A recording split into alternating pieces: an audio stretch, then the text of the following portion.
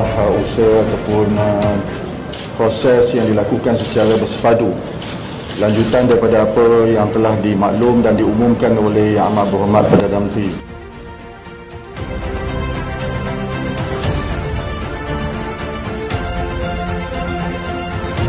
Inisiatif Bina Baru Rumah Kasih Keluarga Malaysia, satu program yang akan serentak berjalan yang melibatkan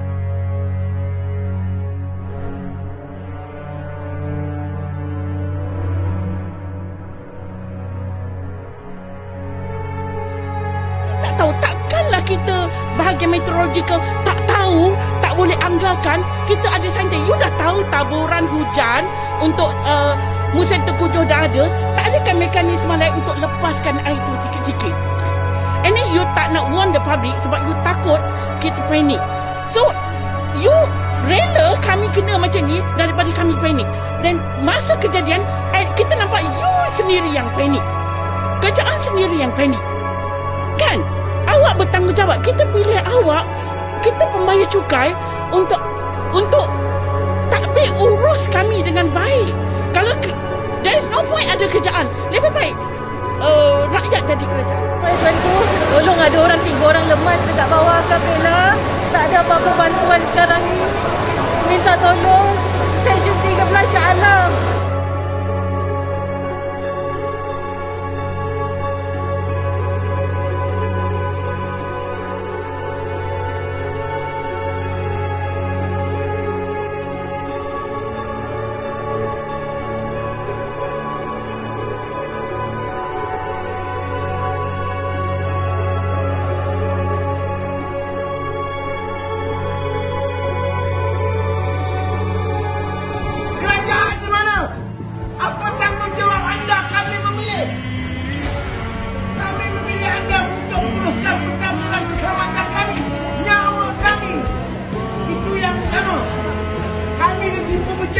Kita ada di sini. Kami hanya masih dapat bantuan dari kemauan-kemauan. Tolong, mana Majlis Keselamatan Negara? Tolong, mana jabatan kewajiban masyarakat? Tolong. Di sini saya nampak anggota polis. Terima kasih anggota polis. Anggota bomba, terima kasih anggota bomba. Anggota rela yang tidak dibayarkan. Terima kasih.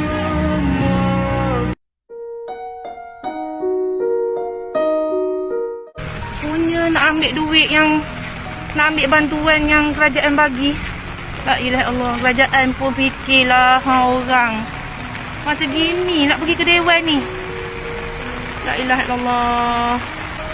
Yang beraturnya bayangkanlah sepanjang jalan ni. Ya Allah, la ilaha illallah, la ilaha illa anta subhanaka ini.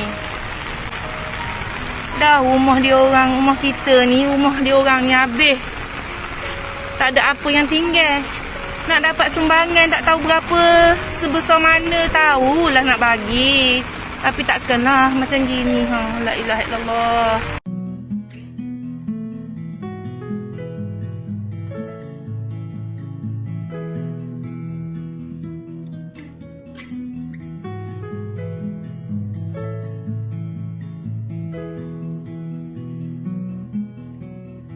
Keluarga Malaysia ialah konsep yang merangkumi 3 teras utama iaitu keterangkuman, kebersamaan dan kesyukuran. Konsep ini diperkenalkan oleh Perdana Menteri kita iaitu Datuk Seri Ismail Sabri Yaakob pada 22 Ogos 2021 dalam memulihkan negara daripada masalah dan kesan pandemik COVID-19. Namun, apa kaitan keluarga Malaysia dan isu banjir seperti video sebentar tadi? Mari kita lihat keterangan oleh Saudari Syasha. Terima kasih Sarah. Baiklah, sebelum kita mengulas lebih lanjut mengenai berkaitan antara keluarga Malaysia dengan bencana banjir 2021, terlebih dahulu, Syasha akan menjelaskan serba sedikit latar belakang bencana banjir. Seperti yang kita sedia maklum, bermula pada 16 Disember 2021, beberapa buah kawasan di negeri-negeri Malaysia dilaporkan telah dilanda banjir. Bencana ini berlaku susulan hujan lebat yang berterusan di kebanyakan kawasan semenanjung Malaysia akibat lekukan tropika 29W yang merentasi semenanjung dari Laut Cina Selatan. antara negeri yang dicatatkan terjejas teruk akibat bencana ini termasuklah negeri Selangor, Kelantan, Pahang, Terengganu, Perak, Melaka dan juga negeri Sembilan.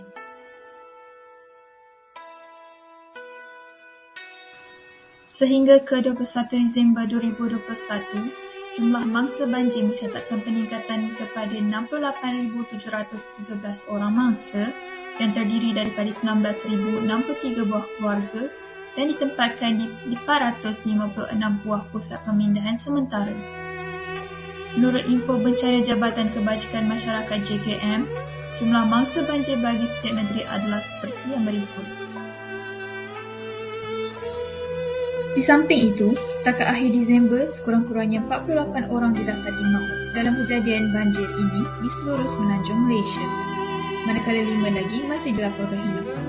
Di samping itu, bencana banjir ini turut mendatangkan kerosakan infrastruktur yang ketara dengan anggaran awal kerugian mencecah 300 juta ringgit Malaysia.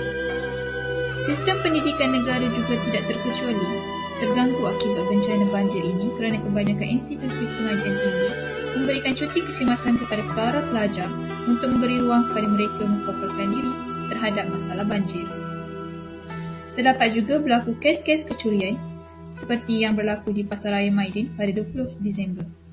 Namun begitu, pemilik Maidin, Amir Ali Maidin, bertindak memaafkan para penjarah yang dikatakan bertindak atas desakan dan kelaparan akibat bencana banjir. Tapi apa sebenarnya tujuan kajian kita ini? Mungkin Sarah boleh jelaskan. Kajian ini dijalankan bertujuan untuk mengkaji aspek ontologi gagasan keluarga Malaysia yang telah dilancarkan oleh Perdana Menteri kita. Selain itu, kajian ini dilaksanakan bagi mengenal pasti realiti interpretasi konsep keluarga Malaysia oleh pihak bertanggungjawab semasa menangani masalah bencana banjir 2021 yang melibatkan ciri-ciri 3K iaitu keterangkuman, kebersamaan dan kesyukuran. Di samping itu, diharapkan kajian ini dapat menjelaskan secara lebih terperinci tentang bidang tumpuan utama strategi keluarga Malaysia, terutamanya dalam mengetepikan perbezaan politik untuk mencapai kestabilan dalam membantu rakyat semasa kejadian banjir 2021 berlaku. Seterusnya, mari kita lihat keterangan objektif 1 oleh saudari Neni. Terima kasih Sarah.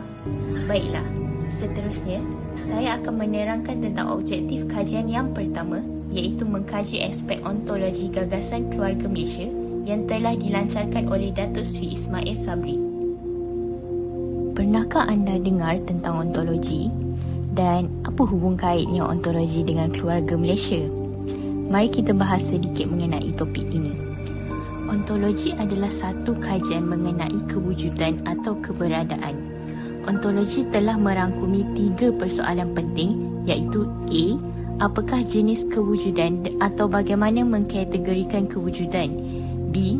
Definisi sesuatu kejadian yang saling berbeza. Dan C. Apakah hakikat sebenar kejadian atau kewujudan?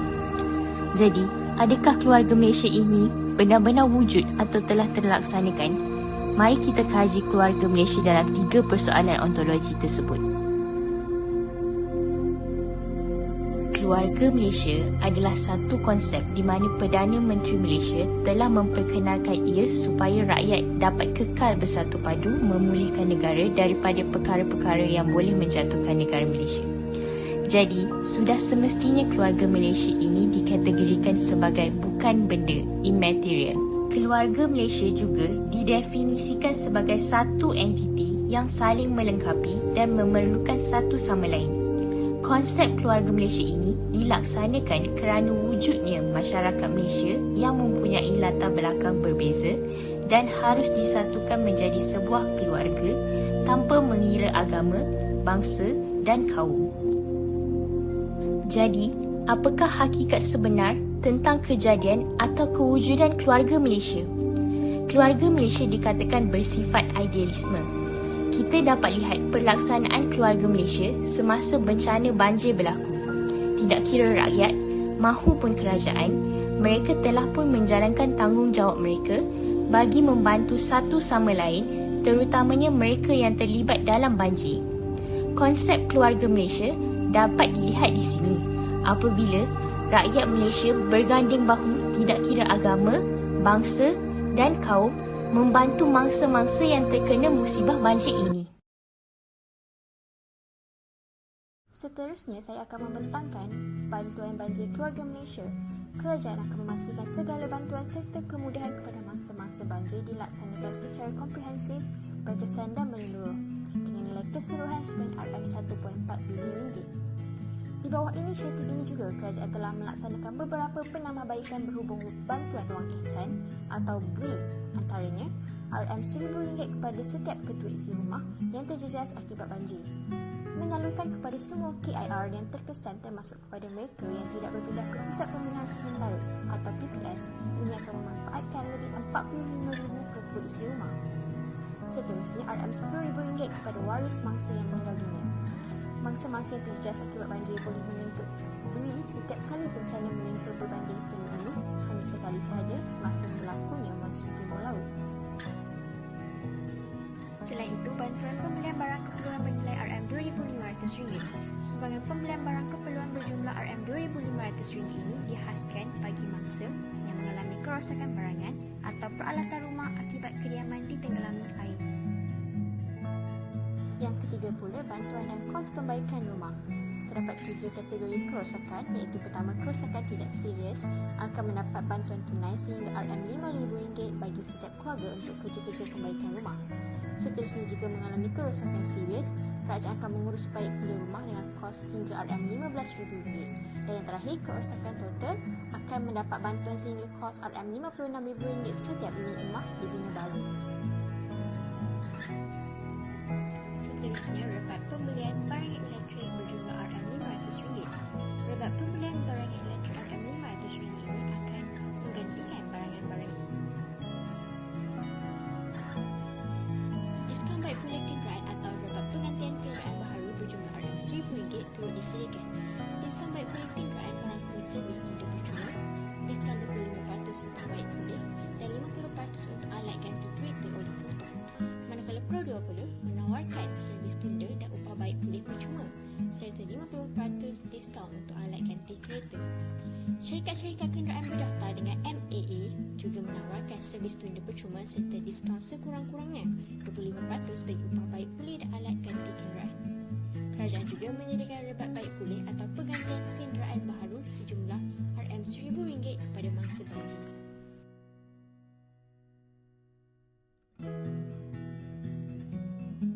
Akhir sekali, rebat bil elektrik 100% bagi bulan Disember. Secara keseluruhannya, mangsa banjir boleh menerima bantuan sehingga RM61,000. Diharapkan inisiatif yang disediakan kerajaan ini sampai ke pengetahuan mangsa banjir agar mereka dapat menggunakan faedah ini sebaik mungkin.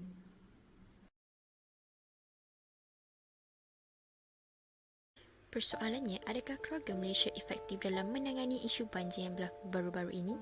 Sekarang, saya akan membentangkan mengenai keberkesanan keluarga Malaysia mengurus isu banjir. Kritikan terhadap respon kerajaan terhadap banjir merujuk kepada isu-isu pengurusan kerajaan Malaysia di bawah pimpinan Perdana Menteri Datuk Seri Ismail Sabri Yaakob. Kritikan-kritikan yang diutarakan termasuk ketiadaan amaran prabanjir yang betul, kelewatan pemberian bantuan oleh kerajaan, sikap sambil lewa kerajaan dalam menguruskan bencana, dan tindakan kerajaan yang mempergunakan bencana banjir demi kepentingan politik pribadi. Kritikan dan kemarahan rakyat terhadap kerajaan digandakan melalui media sosial di mana rakyat meluahkan perasaan marah terhadap kerajaan serta mendedahkan kontroversi yang diterbitkan mereka.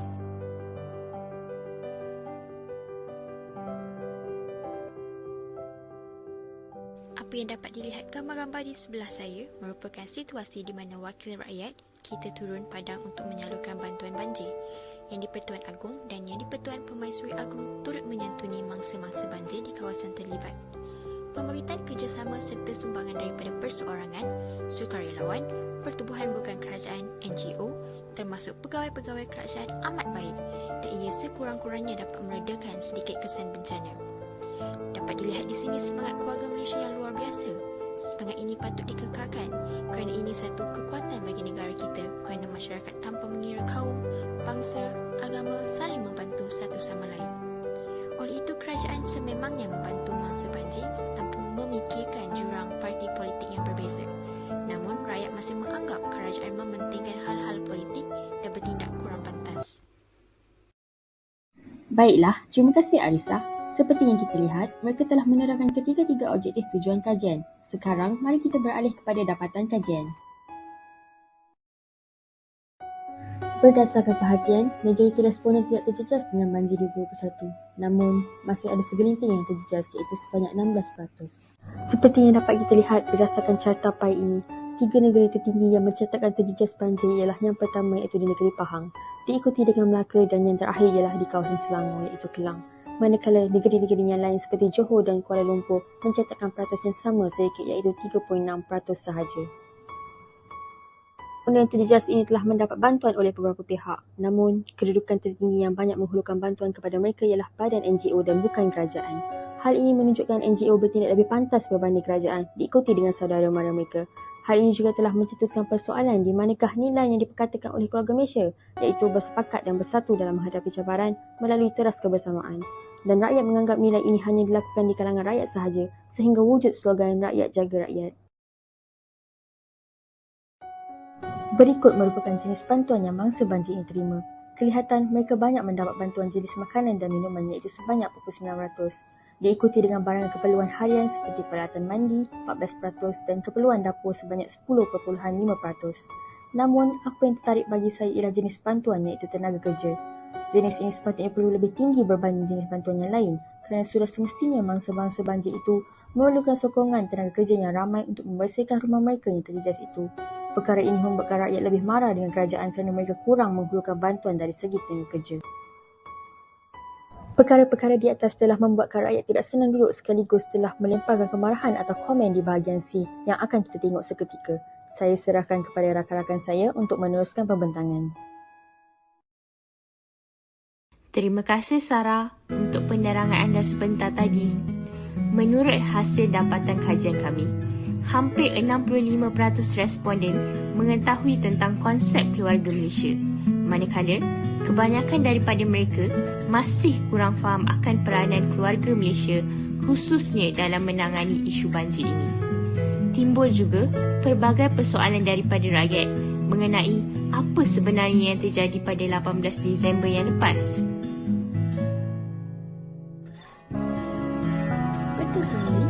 Menurut Kereta Akhbar Berita Harian yang dikeluarkan pada 30 Disember yang lalu menyatakan bahawa bencana banjir ini di kebanyakan kawasan di Selangor adalah luar jangka dan penduduk yang terjejas seakan bertanya-tanya bagaimana tiada amaran yang dikeluarkan sehingga mengakibatkan mangsa dipindahkan ke PPS helai sepinggang.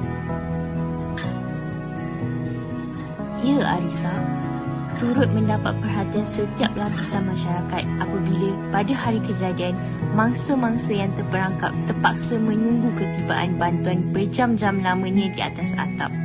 Tidak dapat kita bayangkan bagaimana perasaan takut dan paniknya mangsa yang terperangkap pada waktu itu.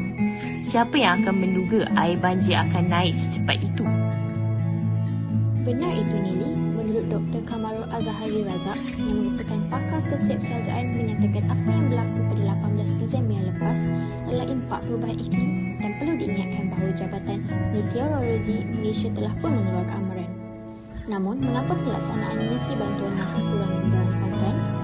Rakyat mempersoalkan kredibiliti kerajaan dalam menangani isu banjir pada kali ini. Menurut laporan yang dikeluarkan oleh pejabat PBB bagi pengurangan risiko bencana banjir Asia menyifatkan bahawa sistem pengurusan bencana negara yang berpusat adalah tidak cekap dan ketinggalan zaman. Tambahan pula, pakar sungai dan saliran Dr. Khalid Tahsan berkata bahawa banjir di kebanyakan kawasan adalah berpunca daripada kegagalan sistem saliran yang dipenuhi dengan air atau digelar sebagai sistem saliran balik. Saya bersetuju dengan ucapan Nili tersebut. Sejujurnya, bencana alam memang akan berlaku sesuai dengan proses eksogen di permukaan bumi. Susulan beberapa siri kejadian banjir yang direkodkan, pelbagai langkah pengurusan bencana yang komprehensif perlu ditingkatkan bagi mengatasi pelbagai kesan susulan. Hal ini demikian kerana ini bukanlah pertama kali negara kita mengalami banjir. Banjir merupakan bencana alam yang berlaku pada setiap tahun di negara kita. Pengurusan bencana ini seharusnya sudah bersiap sedia lebih awal. Persoalannya, bersediakah entiti keluarga Malaysia mendepani pelbagai kemungkinan berlakunya bencana pada masa akan datang? Terdapat beberapa cadangan penambahbaikan daripada responden mengenai sistem pengurusan banjir keluarga Malaysia. Antaranya ialah kerajaan perlu memastikan segala kriteria dalam mencapai aspirasi keluarga Malaysia dipraktikkan dalam kalangan kaki tangannya terlebih dahulu. Seterusnya, bekerjasama dengan NGO agar penyaluran bantuan dapat dilaksanakan lebih pantas, bergerak pantas dalam merangka tindakan selanjutnya dan menjalankan sistem yang lebih berintegriti dan telus.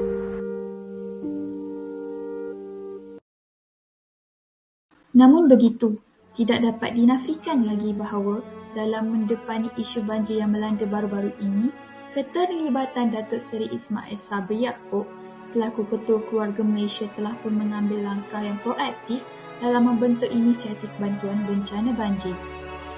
Perkara inilah yang mengukuhkan lagi bukti ontologi keluarga Malaysia dalam usaha beliau melaksanakan gagasannya itu melalui lensa semasa bencana berlaku. Beliau turut mengarahkan kementerian yang berkaitan untuk menggerakkan semua aset di kawasan terjejas banjir bagi memastikan rakyat diselamatkan serta ditempatkan di pusat pemindahan sementara. Katanya, usaha itu merangkumi aspek memastikan bekalan makan, keperluan seharian dan khidmat kesihatan disediakan segera di pusat pemindahan sementara. Diharapkan agar setiap bantuan dan inisiatif yang disalurkan oleh kerajaan kepada rakyat diterima sepenuhnya tanpa ada cubaan mana-mana pihak yang ingin mengambil kesempatan dalam kesempitan mangsa-mangsa banjir.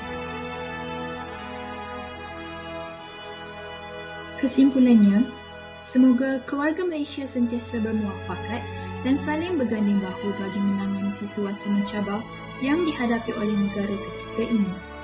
Pengenalan dan pendekatan baharu keluarga Malaysia memang penting untuk seluruh rakyat terus bersatu padu dan bergerak ke hadapan sebagai sebuah keluarga yang merentasi sempadan agama, bangsa dan kaum demi membangunkan negara Malaysia. Meskipun begitu, masih banyak perkara yang perlu pihak kerajaan lakukan bagi mendapatkan keyakinan rakyat dalam memahami serta menghayati gagasan keluarga Malaysia.